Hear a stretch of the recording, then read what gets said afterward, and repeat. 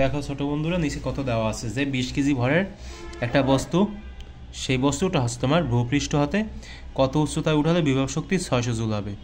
তার মানে আমাদেরকে কি বের করতে হবে বলো তো? আমাদেরকে বের করতে হবে কত উচ্চতা, মানে এইচ বের করতে হবে। তো বিভব শক্তির সূত্র সবাই কি জানো? কি বলো তো? ভি সমান সমান আছে তোমার mgh। তো এখানে ভি এর মান কিন্তু দেওয়া আছে, কোথায় দেওয়া আছে ভাই? এই যে এখানে দেওয়া আছে 600 জুল, ঠিক আছে। তো এইচ এর মান নাই, আমাদেরকে বের করতে হবে। জি এর মান সবাই জানি, এবং এম এর মান হচ্ছে তোমার 20 কেজি। তো এখন ক্যালকুলেশন করো, এইচ সমান সমান কী লিখতে পারো তোমরা? ভি বাই এম জি, এটা কিন্তু আমরা সবাই লিখতে পারি। ভি এর মান কত?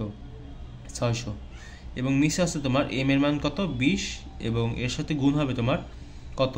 এই যে জি এর মান 9.8, এটাও গুণ হবে। তো এখন ক্যালকুলেশন করলে হয়তো বের হয়ে যাবে। বিষয়টা খুবই সহজ নাকি? একবারে ডাইরেক্ট শুধু ক্যালকুলেশন করলেই বের হয়ে যাবে। 20 গুণ হচ্ছে তোমার 9.8, দেখো তো কত আসে?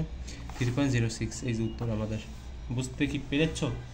দেখতেই পাচ্ছ যে এই যে তোমার এক গতিশক্তি থেকেই কত ধরনের ম্যাথগুলো করা যাচ্ছে। এইচ এর মান বের করা যাচ্ছে, এম এর মান বের করা যাচ্ছে, এরকম বিভিন্ন ধরনের বিভিন্ন কিছু বের করা যায়।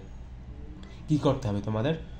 তোমাদের আছে সবসময় চোখখান খোলা রাখতে হবে, দেখতে হবে যে কোন সূত্র দিয়ে কি করা যায়, কতগুলো মানে ম্যাথ করা যায়, একটা সূত্র দিয়ে কি কি বের করা যায়, এগুলো সবসময় খেয়াল রাখতে হবে, ঠিক আছে?